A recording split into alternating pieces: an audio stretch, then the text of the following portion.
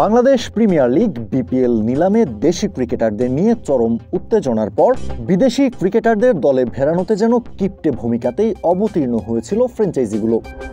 বুঝে শুনে হিসেব কষে তবেই বিদেশি ক্রিকেটারদের প্রতি আগ্রহ দেখিয়েছে বিপিএল দলগুলো। নিলাম থেকে কমপক্ষে 2 জন করে বিদেশি ক্রিকেটার দলে ফেরাতেই হতো ফ্র্যাঞ্চাইজিগুলোকে।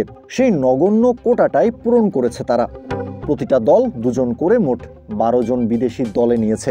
আর এতেই বিপিএল খেলার সুযোগ হারিয়েছেন বেশ কয়েকজন নামধারী তারকা বিদেশি ক্রিকেটার।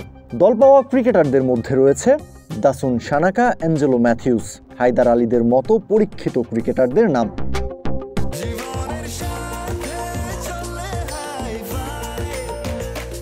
স্বাস্থ্যকর অল টাইম হানিকম, সব সময় অল টাইম হেলদি লাইফ। নিলাম থেকে যে 12 জন বিদেশি ক্রিকেটার দল পেয়েছেন তাদের মধ্যে রংপুর রাইডার্স দলে নিয়েছে এমিলিও গে এবং মোহাম্মদ আখলাককে। এমিলিও গেকে পেতে $10,000 খরচ করতে হয়েছে রংপুরকে এবং আখলাককে পেতেও সমান সংখ্যক অর্থ খরচ করতে হয়েছে রাইডার্সদের। ঢাকা ক্যাপিটালস দলে নিয়েছে দাসুন সানাকা এবং জুবায়েদুল্লাহ আকবরীকে। সানাকাকে দলে পেতে $55,000 খরচ করেছে ঢাকা। আকবরকে পেতে খরচ করতে হয়েছে $20,000।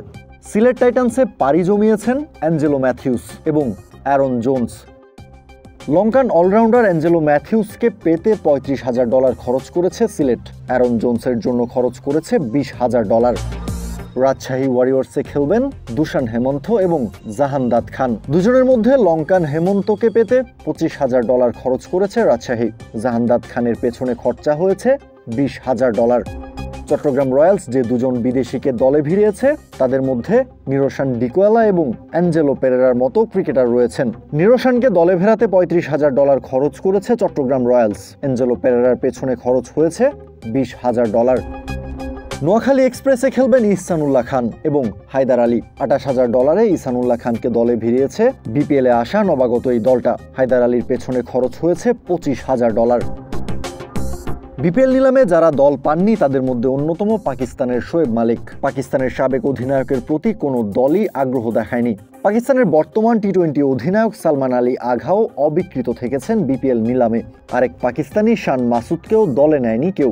এদিকে সাউথ আফ্রিকার ওয়েন পার্নেলকেও দলে ফেরাতে আগ্রহ দেখায়নি কোনো ফ্র্যাঞ্চাইজি। লঙ্কান অলরাউন্ডার ধনঞ্জয়া ডি সিলভাকেও দলে নেয়নি কেউই। দুনিত ওয়াল্লালাগেও থেকেছেন অবিকৃত থেকেছেন আমির জামেল এবং পীয়ূষ চাওলাদের মতো ক্রিকেটাররা। বিদেশি ক্রিকেটার কিনতে দলগুলো খরচ করতে পারত $3,50,000 পর্যন্ত, কিন্তু নোয়াখালী এক্সপ্রেস, রংপুর রাইডার্স ও রাজশাহী ওয়ারিয়র্স $50,000ও খরচ করেনি। সর্বোচ্চ $75,000 খরচ করেছে ঢাকা ক্যাপিটালস। নিলাম থেকে একমাত্র ঢাকায় সর্বোচ্চ দামে বিদেশি ক্রিকেটার দলে ভিড়িয়েছে। কাউসার শান্ত, ক্রিক ফ্রেঞ্জি।